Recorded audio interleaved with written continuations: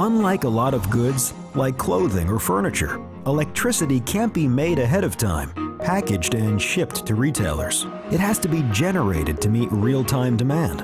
In other words, every time you turn on a light switch, we increase our generating output ever so slightly to deliver the electricity you need. It's a delicate balance between supply and demand, a balance that involves managing a diverse resource mix to produce energy based on a prediction of how much our customers will need at any given time.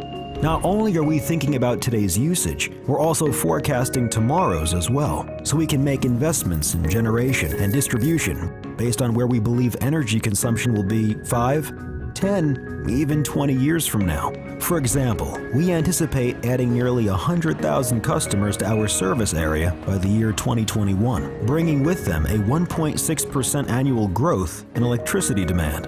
How will we then meet that incremental need in a responsible, environmentally sound manner and at a reasonable cost to our customers? There are really only 3 ways. We could buy excess electricity on the open market as needed, we could build additional power plants, or we could enact efficiency measures to conserve the resources we have, like implementing system upgrades and improvements, or helping our customers be more efficient with their energy usage.